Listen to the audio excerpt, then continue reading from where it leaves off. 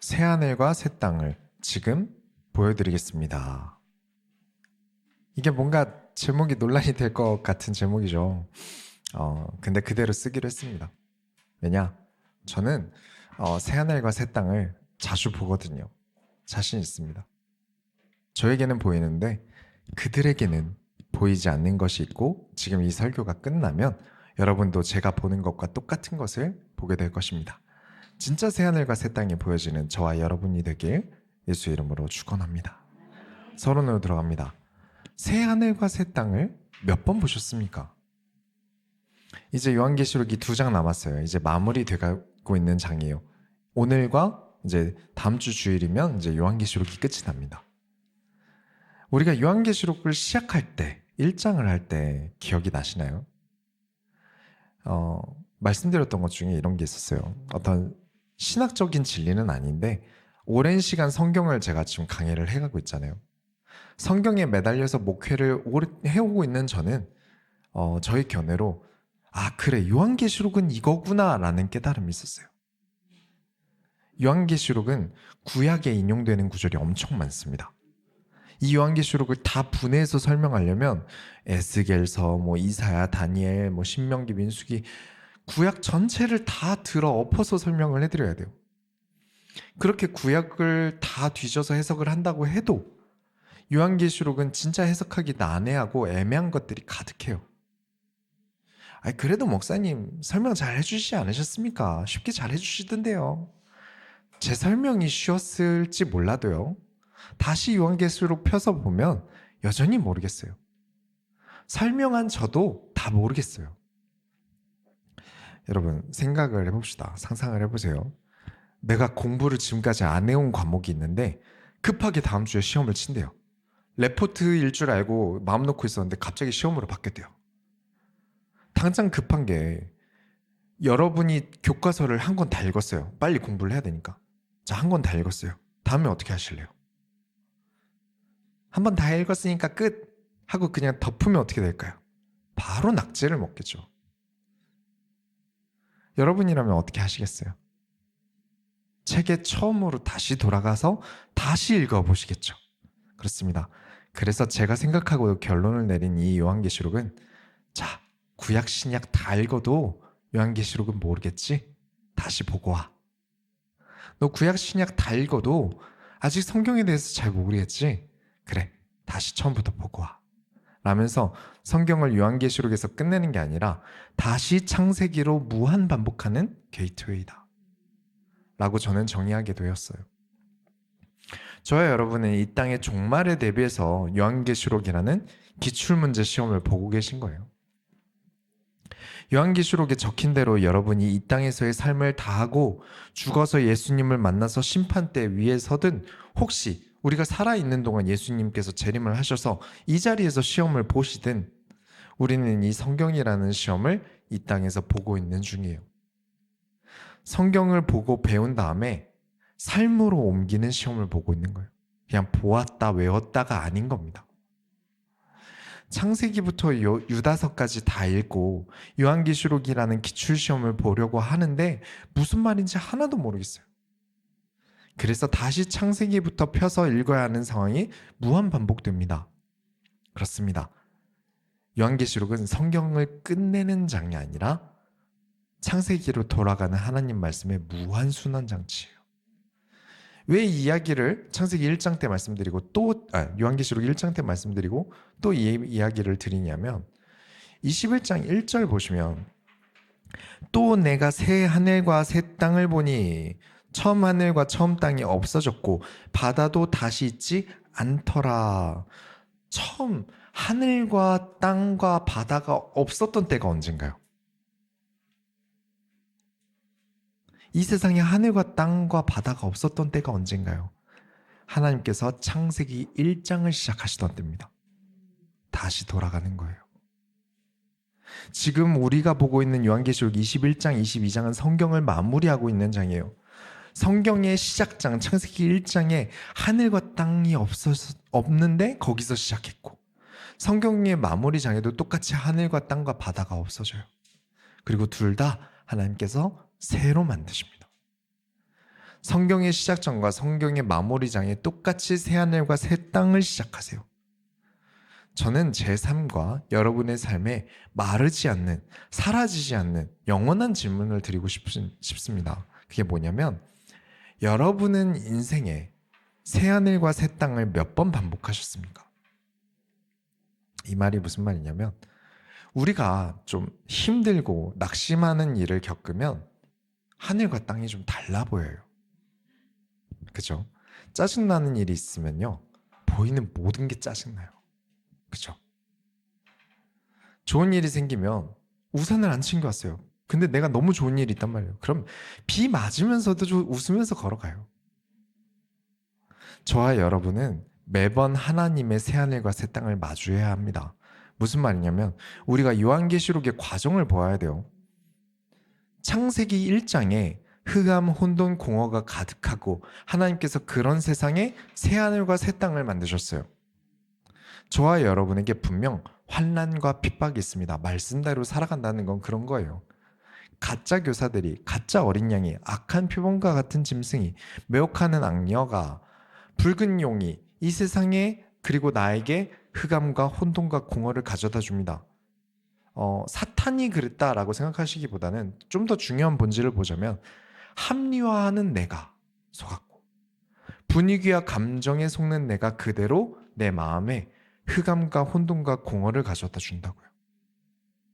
그 안에서 진짜 하나님 나라 일을 하겠다는 사람, 하나님 나라의 선수들은 무엇을 하죠? 인내한다, 견딘다. 그러면 보게 됩니다. 하나님께서 내 인생에 은혜 주고 계심을, 하나님께서 이 세상에서 나와 함께 계심을 보게 됩니다. 그렇습니다. 우리가 이 세상을 살면서 순간순간 겪는 그 하나님의 은혜는 세상을 이전과 다르게 보이게 합니다.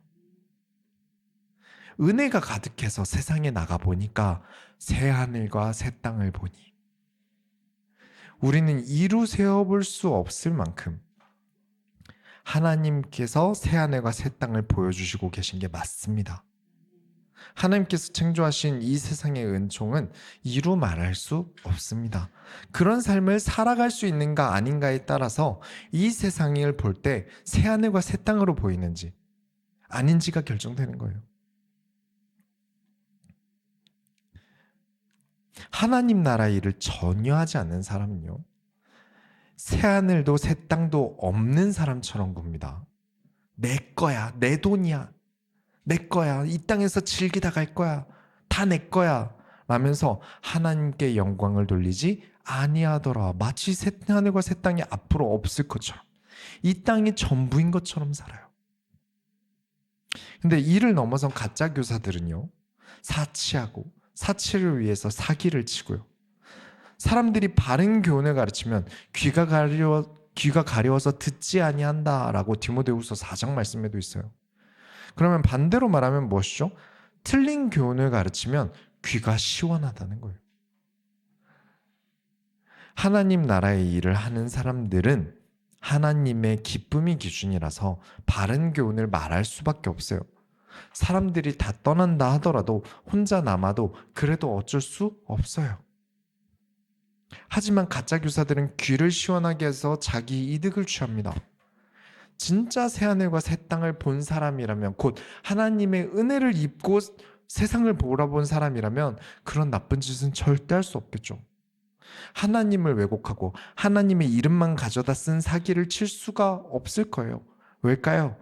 이런 나를 구원하신 하나님을, 예수 그리스도의 십자가를, 하나님의 말씀이 나를 인도하시는 것을 매번 체험하는데 어떻게 그런 사기를 칠 수 있겠습니까? 눈에 보이는 물질 세계는 창조된 그 이후로 그대로겠지만요, 눈에 보이지 않는 영적인 세계는 늘 우리에게 은혜의 새하늘과 새 땅입니다. 그래서 매번 선택을 해야 할 때는 질문해야 합니다. 내가 이 땅의 미련을 가지고 새하늘과 새 땅을 포기하는 미련한 마음을 품게 될 것인지, 그 미련 때문에 예수님과 이 땅을 바꾸고 있는지 질문하셔야 돼요. 우리가 죄인으로 살자, 죄책감 가지고 살자, 그 말이 아니에요. 우리의 삶이 선택의 연속인데 그 선택에 하나님에 대한 생각이 조금도 없다면, 하나님께 영광 돌리는 마음이 조금도 없다면 우리는 그 선택에서 새하늘과 새 땅을 경험할 수가 없습니다. 매번 감사하는 완전히 다른 새하늘, 이전으로 돌아갈 생각이 조금도 들지 않을 만큼 감사가 넘치는 완전히 다른 새 땅을 매일 겪는 모든 소원교회 성도님들이 다 되시길 예수 이름으로 축원합니다. 본론으로 들어가겠습니다. 늘 새로운 삶을 사셔야 돼요. 이전과 다른 나를 살아가셔야 돼요. 21장 2절에 또 내가 보매 거룩한 성 새 예루살렘이 하나님께로부터 하늘에서 내려오니 그 준비한 것이 신부가 남편을 위하여 단장한 것 같더라. 새 하늘과 새 땅을 보는데 신부가 남편을 위해 단장한 것 같대요. 이런 새 하늘과 새 땅을 보면 과거로 돌아갈 수가 없을 거예요. 그렇죠? 이게 사람이 좋은 차 타다가 작은 차 타는 걸 못 하겠대요. 큰 집 살다가 작은 집 사는 걸 못 살겠대요. 진짜 하나님 은혜로 새 하늘과 새 땅을 본 사람은 그런 천국의 것을 풀 대출 받아서 살아가는, 이 땅에서 살아가는 그런 악한 짓은 하지 않을 거예요. 제가 이번 주 월요일부터 금요일까지 사실 하루도 4시간 이상 잠을 못 잤어요. 어떤 날은 더워서 못 자고요. 또 이번 주에 약속이 좀 많이 잡혔어요. 이게 만나자는 사람들이 많아져서, 그러면 또 사람들 다 만나면 제가 해야 할 일을 못 하잖아요. 그래서 다 막 새벽에 하고 미리 하느라 이래저래 참 이번 주는 참 힘든 한 주였어요. 그리고 덥기도 많이 더웠죠. 근데 안 그래도 잠도 못 자고 피곤한데 이게 전화가 오는 거예요. 그래서 전화를 받았는데 차를 너무 제가 가까이 붙여놔서, 그래서 자기가 차를 못 타고 있다고 와서 차를 빼달라는 거예요. 근데 좀 이상한 게 저는 차에서 내렸잖아요. 근데 이 전화 건 사람은 자기가 차에 못 타니까 저더러 차를 빼달라는 거예요. 아니나 다를까 역시 일수 가방 메고 온몸에 문신 있고 몸은 몸대로 크고 그럼 그렇지. 운전석에서 못 타면 조수석에서 옮겨서 타면 되는데 그것도 하기 싫다는 거죠. 나는 몸이 크고 그러니까 네가 와서 빼라. 귀찮다. 제가 몸과 마음에 여유가 있다면 모르겠는데 그거까지 거 빼주면 되지. 근데 이게 매일 잠을 못 자니까 그게 목요일에 있었거든요. 순간 화가 엄청 나는 거예요. 여러분, 사람이 그 이주한 성도 같은 무시무시한 사람이랑 스파링을 매일 하다 보면 사람이 겁이 없어지거든요. 나 잠도 못 자고 몸과 마음에 여유가 없으니까 순간 화가 확 나서 한마디 하고 싶어지는 거예요. 그 순간에 선택했습니다. 그래, 지금 너와 싸우는 게 생명책에 어떻게 기록이 남겠냐. 차 한번 빼주는 거 3분이면 되니까 그냥 해주자. 아니나 다를까 차를 빼주는데 계속 쳐다보면서 일부러 덩치도 이렇게 불리면서 쳐다보고 있어요. 인상 쓰면서. 자기도 이게 불합리한 걸 안다는 거죠. 그래도 센 척을 해서 위협을 가하고 있는 거예요.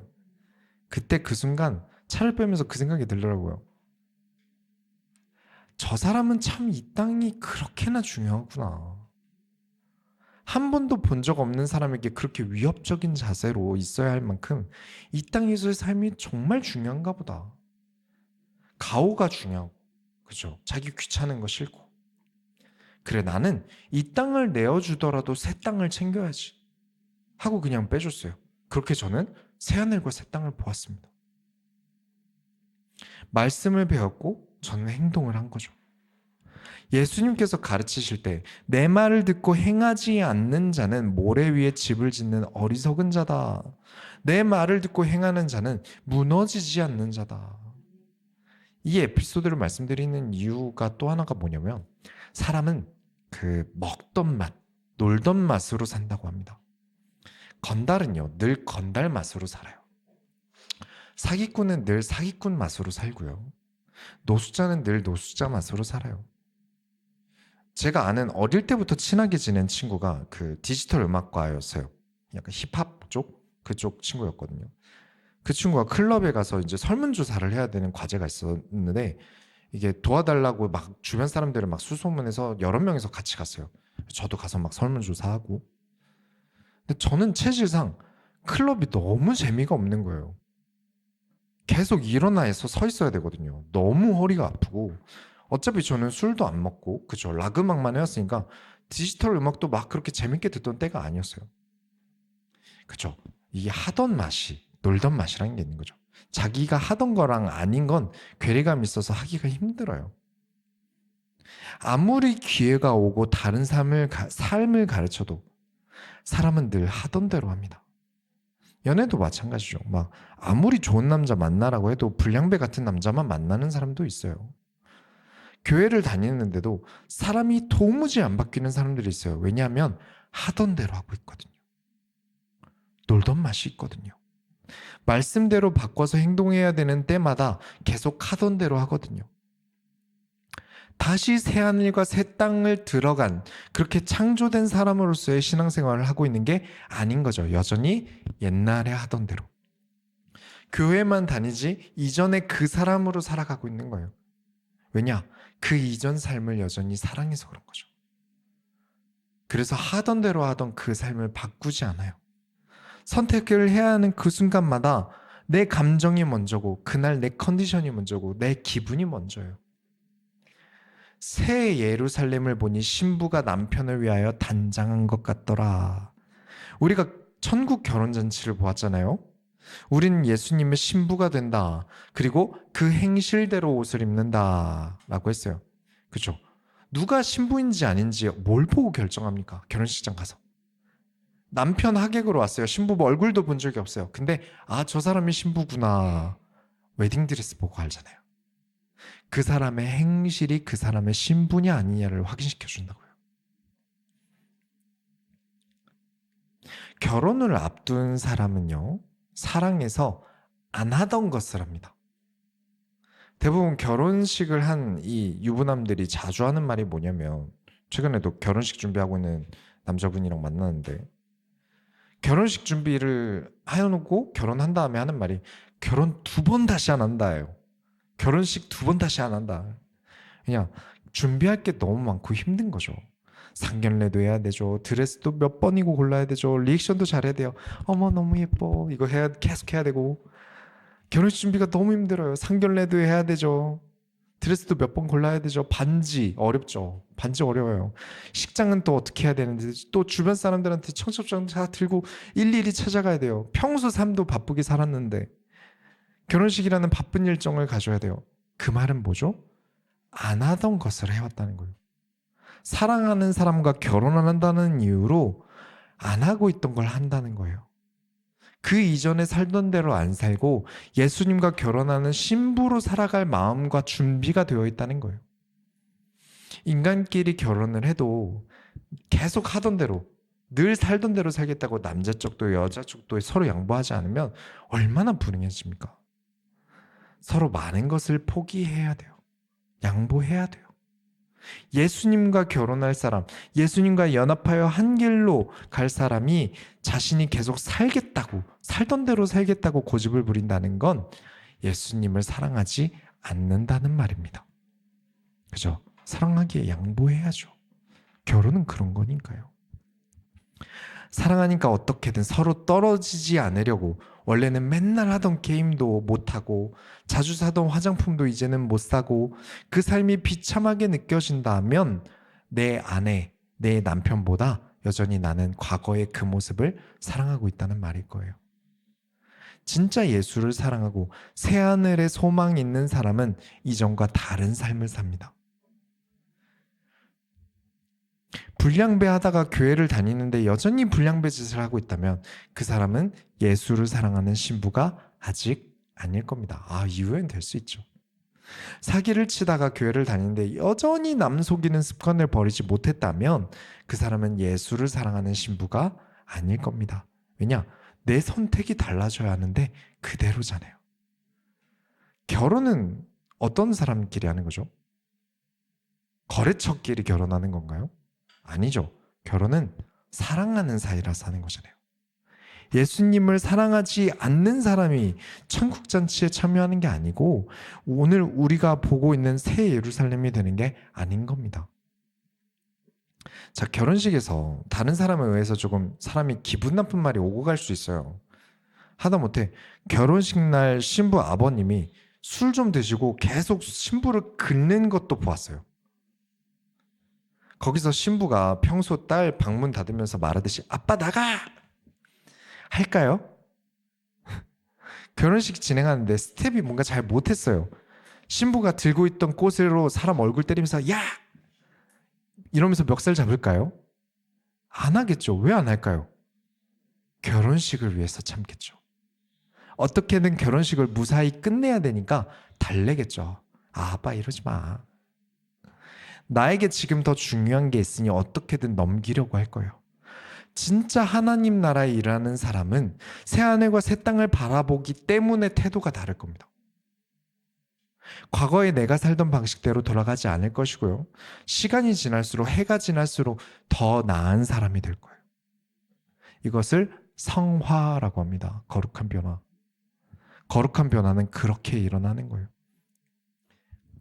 21장 3절부터 4절에 내가 들으니 보좌에서 큰 음성이 나서 이르되 보라 하나님의 장막이 사람들과 함께 있음에 하나님이 그들과 함께 계시리니 그들은 하나님의 백성이 되고 하나님은 친히 그들과 함께 계셔서 모든 눈물을 그 눈에서 닦아주시니 다시는 사망이 없고 애통하는 것이나 곡하는 것이나 아픈 것이 다시 있지 아니하리니 처음 것들이 다 지나갔음이로라.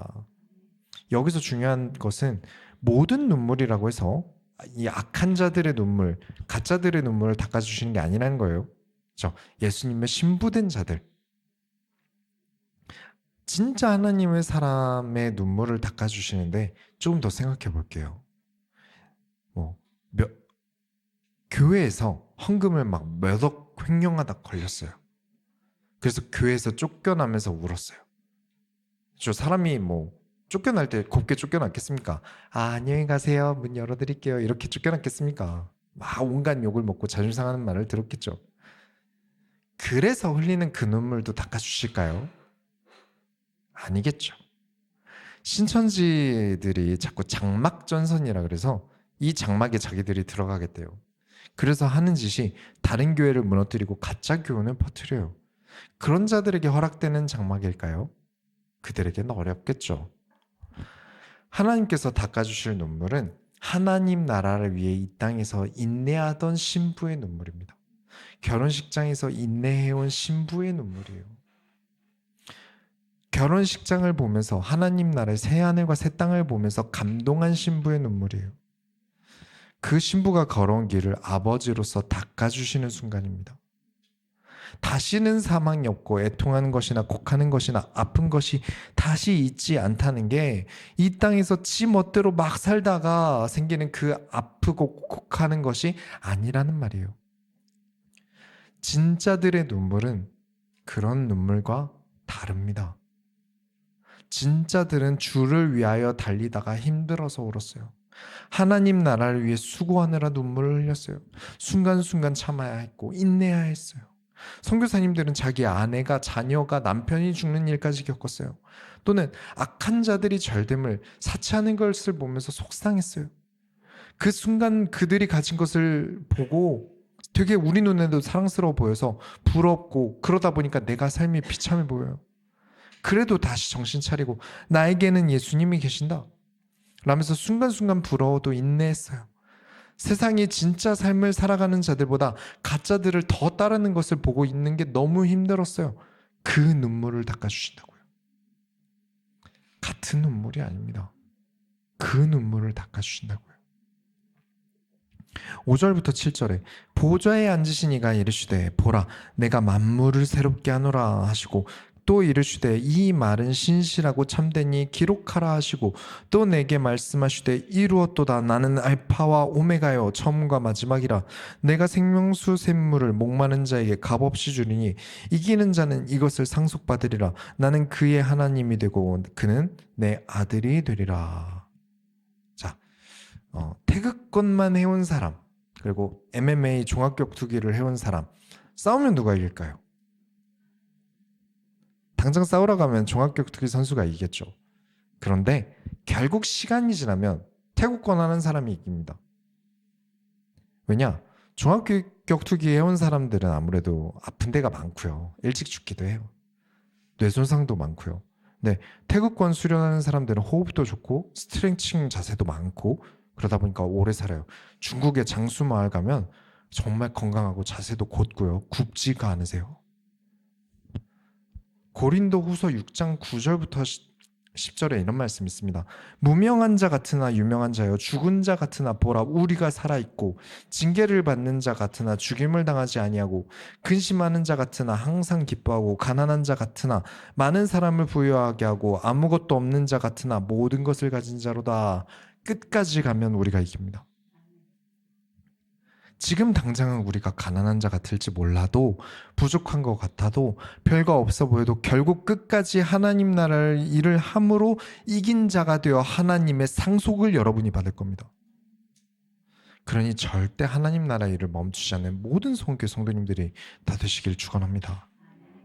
21장 8절에 그러나 두려워하는 자들과 믿지 아니하는 자들과 흉악한 자들과 살인자들과 음행하는 자들과 점술가들과 우상 숭배자들과 거짓말하는 모든 자들은 불과 유황으로 타는 못에 던져지리니 이것이 둘째 사망이라. 그렇습니다. 우리의 삶은, 하나님 말씀대로 살아가는 우리의 삶은 늘 새로우며 반드시 이깁니다. 결론을 내리겠습니다. 하나님께서 우리를 9절부터 11절 보시면, 7 대접을 가지고 마지막 7 재앙을 담은 7 천사 중 하나가 나와서 내게 말하여 이르되 이리 오라. 내가 신부 곧 어린 양의 아내를 내게 보이리라 하고, 성령으로 나를 데리고 크고 높은 산으로 올라가 하나님께로부터 하늘에서 내려오는 거룩한 성 예루살렘을 보이니 하나님의 영광이 있어 그 성의 빛이 지극히 귀한 보석 같고 벽옥과 수정같이 맑더라. 예수님의 결혼잔치에 참여한 그 모든 사람들이 이제 두 번째 단장을 하는데 예루살렘, 성 예루살렘으로 내려와요. 그리고 9절부터 27절은 제가 장례 예배 때 반드시 한 번 이상 하는 설교입니다. 지금 천사가 요한에게 어린 양의 아내를 보이리라 해서 따라가요. 그런데 이 구절을 다 보아도 사람이 안 나와요. 아내면 사람이어야 되잖아요. 이 구절을 다 봐도 사람은 나오질 않아요. 죄다 보석만 나옵니다. 무슨 말이냐면 하나님께서 하나님 나라의 일을 한 자들을 보석으로 보십니다. 천천히 읽으면서 음미해 보세요. 그냥 읽지 마시고 하나님께서 저와 여러분을 얼마나 아끼는지 읽어보셔야 됩니다. 21장 12절에 크고 높은 성곽이 있고 12문이 있는데 문에 12천사가 있고 그 문들 위에 이름을 썼으니 이스라엘 자손 12지파의 이름들이라. 18절에 그 성곽은 벽으로 쌓였고 그 성은 정금인데 맑은 유리 같더라. 모든 하나님의 백성을 대표하는 12지파의 이름이 쓰여 있고 14절 보시면 예수의 제자 대표 12명의 사도의 이름이 써 있습니다. 무슨 말이냐면 모든 하나님 나라의 사람을 기록하고 계시는데 대표로 이 12명씩을 쓰신 거예요. 구약에서 12지파를 세우고 제사장을 세우시는데 하나님께서 제사장에게 에봇이라는 옷을 입히세요. 사진 띄워주세요. 근데 이 에봇이라는 것은 금으로 만든 옷이에요. 금실로 만든 옷이에요. 그리고 가슴에 보면 12개의 보석이 박혀 있는데 보석 하나당 지파 한 명씩 이름이 써 있어요. 자, 여기 21장 19절부터 20절을 천천히 같이 음미하면서 읽어보겠습니다. 펴셔서 19절부터 20절 찾으셨으면 다 같이 읽어보겠습니다. 그 성의 성곽의 기초석은 각색 보석으로 꾸몄는데 첫째 기초석은 벽옥이요, 둘째는 남보석이요, 셋째는 옥수요, 넷째는 녹보석이요, 다섯째는 홍만호요, 여섯째는 홍보석이요, 일곱째는 황옥이요, 여덟째는 녹옥이요, 아홉째는 담황옥이요, 열째는 빛옥이요, 열한째는 청옥이요, 열두째는 자수정이라. 제사장의 옷에 에봇에 박힌 보석 12개와 지금 여러분이 보시는 천국의 12개의 보석은 딱 3개만 다릅니다. 그리고 또 재밌는 게 이 3개의 보석의 바탕색은 다 똑같아요. 21절부터 22절에 그 12문은 12진주니 각 문마다 1개의 진주로 되어 있고 성의 길은 맑은 유리 같은 정금이더라. 성 안에서 내가 성전을 보지 못하였으니 이는 주 하나님 곧 전능하신 이와 및 어린 양의 그 성전이심이라. 그렇습니다. 우리가 다 읽었는데 사람이 안 났죠. 네, 사진 내려주세요. 근데 아까 어린 양의 신부를 보여주신다면서요. 그 신부가 성전이 된 거예요. 그 결혼잔치에 참여한 신부들이 하나님 나라 일을 한 진짜들이 새 예루살렘의 보석들이 새 예루살렘의 구조물이 된 거예요. 하나님께서 하나님 나라의 일을 하는 사람들을 보석으로 보신다고요. 이름으로 민철아라고 부르지 않고 남보석이 사파이어거든요. 사파이어야. 다망옥은 토파즈예요. 유미야라고 안 부르시고 애칭으로 토파즈야 라고 하나님께서 저와 여러분을 그렇게 보석 이름을 붙여서 불러주신다고요. 혹시 여기서도 감동이 없으십니까? 그럼 제가 에봇을 설명할 때 꼭 붙여서 말씀드리는 것을 해보죠. 아까 보셨죠? 제사장이 옷 입고 있던 거. 제사장은 예수님의 모형입니다. 큰 대제사장이 우리겠으니 그분은 예수 그리스도시다. 여기서 상상을 해보자고요. 자, 여러분이 제사장이에요. 아까 그 옷을 입고 있던 제사장이에요. 모세 때 만들어진 국가의 절대적인 보물인 이 에봇을 제사 때마다 입어야 돼요. 옷이라는 게 1년만 입어도 해지죠. 근데 에봇은 로마에게 뺏길 때까지 한 1500년을 입었어요. 자, 그러면 여러분이 제사장이라면 이 에봇을 벗으실 때 아따 보석도 있고 금도 있으니까 겁나 무겁네 하면서 집어 던지실래요? 집에서 잠옷 입으실 때처럼 던져서 파다닥 하고 입으실래요? 국가 보물이잖아요. 보석 하나만 떨어져서 잃어버려도 난리가 난다니까요. 제사장 목이 날아갈 거예요. 이게 네 목숨보다 중요해 이러면서. 에봇을 그냥 들 때도 혹시라도 뭐 하나 떨어질까 봐 조심조심하면서 입고 벗을 때도 정말 천천히 어디 스크래치 하나 안 나게 벗겠죠. 얼마나 조심하고 아끼고 아끼겠습니까? 예수님께서 여러분을 그렇게 아끼신다고요.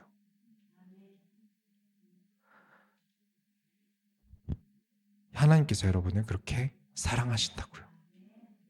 21장 27절에 무엇이든지 속된 것이나 가증한 일 또는 거짓말하는 자는 결코 그리로 들어가지 못하되 오직 어린 양의 생명책에 기록된 자들만 들어가리라.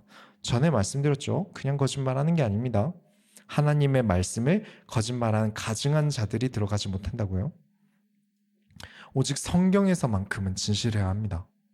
자꾸 내 마음대로 해놓고 하나님의 말씀으로 내 멋대로 합리하는 사람이 아니라 하나님 말씀에 진실하고 순종하는 자들이 들어갑니다. 하나님의 사랑을 받으며 살아가고 싶으십니까? 새하늘과 새 땅을 매일 매 순간 보고 싶으십니까?